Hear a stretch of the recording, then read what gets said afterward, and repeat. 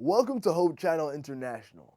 In this video, you'll learn about our secret to overcoming adversity, even if we aren't as brave as Daniel.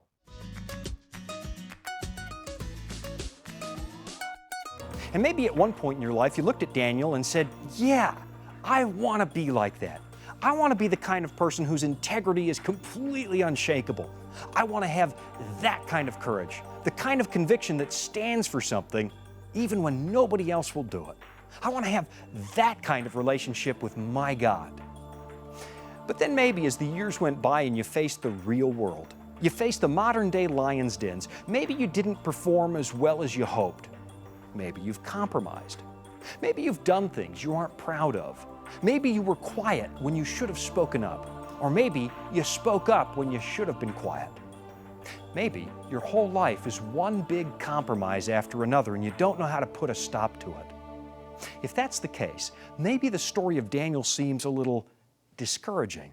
I mean, who in the world can live up to that example? Daniel is bigger than life. He's superhuman, and he's really hard to relate to on some levels. I mean, you want to be like him, but deep inside in your heart, you're pretty sure you're nothing like the Daniel of the Bible. That's why it's important to realize that the story isn't really about Daniel. It's about the stone that comes and builds a perfect kingdom in Daniel chapter 2. It's about the Son of Man walking around in the fiery furnace when our own ideas and our resources, our escape hatches are gone in Daniel chapter 3. It's about the Son of Man coming to the Ancient of Days to receive a kingdom in Daniel chapter 7. It's about the fact that only Jesus is worthy.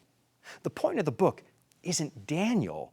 The point of the book is Jesus. Every chapter, every verse, every word points to the Son of God who came to this ruined world precisely because none of us are good enough. It's not about the triumph of Daniel and his friends. It's about the triumph of Jesus Christ. It's about the way God sees you when you're in a relationship with His Son. The name Daniel means God is my judge. Daniel wasn't perfect. He was a sinner just like us, but in God's eyes he found favor. God judged him well, even though he really deserved the wages of sin just like the rest of us. He was considered blameless and perfect because of the way he placed his whole existence in God's hands. And that's an experience you can have, no matter what you've done.